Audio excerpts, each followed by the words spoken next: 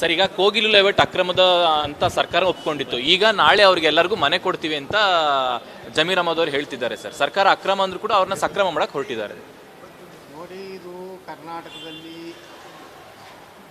ಈ ಒಂದು ತುಷ್ಟೀಕರಣದ ಒಂದು ಪರಾಕಾಷ್ಠೆ ಮುಟ್ಟಿಬಿಟ್ಟು ಸಿದ್ದರಾಮಯ್ಯನವರು ನಿಜವಾದಂಥ ಕನ್ನಡಿಗರಿಗೆ, ಮೂಲ ನಿವಾಸಿಗಳಿಗೆ ಪುನರ್ವ್ಯವಸ್ಥೆಯನ್ನು ಮಾಡಬೇಕು, ವಸತಿ ಸೌಲಭ್ಯ ಮಾಡೋದು ಬಿಟ್ಟು ಏನೋ ಕಾಂಗ್ರೆಸ್ಸಿನ ಹೈಕಮಾಂಡ್ ಮುಖ್ಯಮಂತ್ರಿ ಉಪಮುಖ್ಯಮಂತ್ರಿಗೆ ವಾರ್ನಿಂಗ್ ಮಾಡಿದ್ದರಿಂದ ಇಲ್ಲಿಯ ಲೋಕಲ್ಲೂ ಅಲ್ಲ ಅವರು, ಮತ್ತು ಭಾಳ ವರ್ಷಗಳಿಂದ ಇದ್ದವರು ಅಲ್ಲ, ಮತ್ತು ಅದರಲ್ಲಿ ಸಾಕಷ್ಟು ಅವರ ಯಾವ ದೇಶದವರು ಯಾರು ಏನು ಅನ್ನೋಂಥದ್ದು ತನಿಖೆ ಮಾಡದೆ ಕೇವಲ ವೋಟ್ ಬ್ಯಾಂಕ್ ಸಲುವಾಗಿ ಇವತ್ತೇನು ರಾಜ್ಯ ಸರ್ಕಾರ ನಿರ್ಣಯ ಮಾಡ್ತಾಯಿದೆ, ಇದನ್ನು ನಾವು ವಿರೋಧ ಮಾಡ್ತೀವಿ.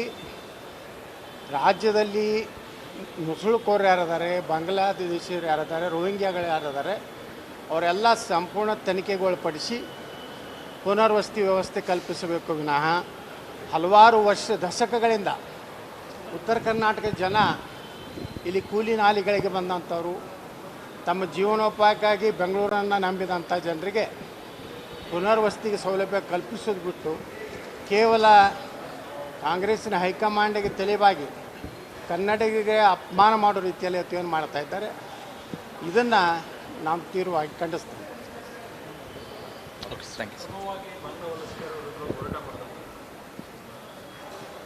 ಏನೋ ಅವ್ರು ಚಾಲೂ ಮಾಡಿದ್ರು, ಯಾಕೆ ನಿಂತು ಗೊತ್ತಲ್ಲ, ಅದಕ್ಕೂ ಚರ್ಚೆ ಮಾಡ್ತೀವಿ. ಈಗ ಭಾಳ ಅವಶ್ಯ ಇದೆ. ಇಡೀ ದೇಶದಲ್ಲಿ SIR ಲಾಗು ಆಗ್ತಾಯಿದೆ. ಇವತ್ತು ಉತ್ತರ ಪ್ರದೇಶದಲ್ಲಿ, ತಮಿಳುನಾಡಿನಲ್ಲಿ ಸುಮಾರು 1 ಕೋಟಿ ಸಮೀಪ ಇವತ್ತು ನಕಲಿ ಮತದಾರರು ಸಿಕ್ಕಿದ್ದಾರೆ. ಪಶ್ಚಿಮ ಬಂಗಾಳದಲ್ಲಿ 1 ಕೋಟಿ ಸಮೀಪ ಸಿಕ್ಕಿದ್ದಾರೆ. ಕರ್ನಾಟಕದಲ್ಲಿಯೂ ಸಹ ಈ ನಕಲಿ ಮತದಾರರು, ಬಾಂಗ್ಲಾ ರೋಹಿಂಗ್ಯಾಗಳ ಒಂದು ಮತದಾರರು ಅದಾರ ಅನ್ನೋಂಥದ್ದು ಈಗಾಗಲೇ ನಾನು ಬಿಜಾಪುರ ಜಿಲ್ಲಾಧಿಕಾರಿಗಳಿಗೆ, ವಿಜಯಪುರ ಒಂದೇ ವಿಧಾನಸಭಾ ಕ್ಷೇತ್ರದಲ್ಲಿ ಸುಮಾರು 19,000 ಜನ ನಕಲಿ ಮತದಾರರು ಸಿಕ್ಕಿದ್ದು ನಾವು ಪೂರ್ತಿ ಮಾಹಿತಿಯನ್ನು ಕೊಟ್ಟಿದ್ದೇನೆ. ಅದೇ ರೀತಿ ಕರ್ನಾಟಕದಲ್ಲಿಯೂ SIR ಪ್ರಾರಂಭ ಆಗಬೇಕು, ಮತ್ತು ಇಂಥ ಏನು ನಕಲಿ ಮತದಾರರು ಬರೀ ಅವ್ರನ್ನ ಕೈ ಬಿಡೋದಲ್ಲ, ಈ ಭಾರತದ ಗಡಿ ಆಚೆಗೆ ನುಗ್ಗಿಸಿಕೊಡುವವರಿಗೆ ಸರ್ಕಾರ ಕ್ರಮ ತಗೋಬೇಕು. ಅವ್ರು ಹೋಗದೇ ಇದ್ದರೆ ಬಾಂಗ್ಲಾದಲ್ಲಿ ಯಾವ ರೀತಿ ಹಿಂದೂಗಳನ್ನು ಕೊಲೆ ಮಾಡ್ತಾಯಿದ್ರೆ ಅನಿವಾರ್ಯವಾಗಿ ಭಾರತದ ಜನನೇ ಕೊಲೆ ಮಾಡೋ ಪರಿಸ್ಥಿತಿ ನಿರ್ಮಾಣ.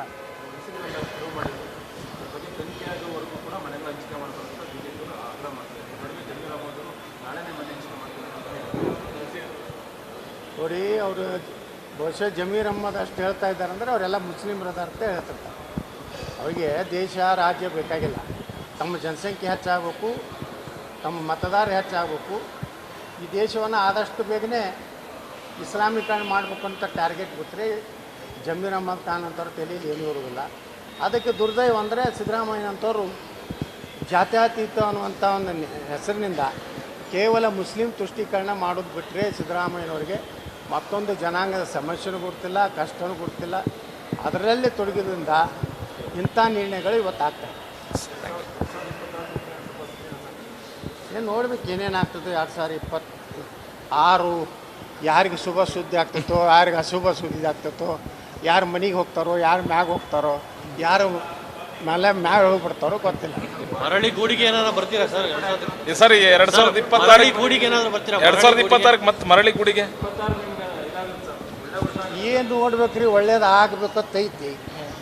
ಸಾಕಷ್ಟು ಬೆಳಗಾವಿ ಅಧಿವೇಶನದಲ್ಲಿ ಸಾಕಷ್ಟು ಶಾಸಕರುಗಳು ನೀವೆಲ್ಲ ಬರಬೇಕು BJPಗೆ, ಬರದೇ ಇದ್ದರೆ ಈ ಏನು ಜನ ಆಕರ್ಷಣೆ ಮಾಡಲಾರ್ದಂಥ ವ್ಯಕ್ತಿಯ ಮುಂದೆ ನಾವು ಜೋತು ಬಿದ್ದು ಹಣ ಖರ್ಚು ಮಾಡಿ ಜನ ಸೇರಿಸಿ ಕಾರ್ಯಕ್ರಮ ಮಾಡೋದ್ರಲ್ಲೇ ಸತ್ತು ಹೋಗಿದ್ದೀವಿ ಅಂತೇಳಿ ಶಾಸಕರು ಪಾಪ ತಮ್ಮ ನಾವು ಹೋದರೆ 10-20 ಸಾವಿರ ಜನ ದುಡ್ಡಿಲ್ಲ ಅಂತ ಹೇಳ್ತಾರೆ ಅಂತೇಳಿ ನಮ್ಮ ಶಾಸಕರಿಗೆ ಒಂದು ಈ ವರ್ಷ ನನಗನ್ನಿಸ್ತದೆ ಖರ್ಚು ಕಡಿಮೆ ಮಾಡೋ ವರ್ಷ ಆಗಬೇಕಂತ ಅವ್ರದ್ದು ವಿಚಾರ.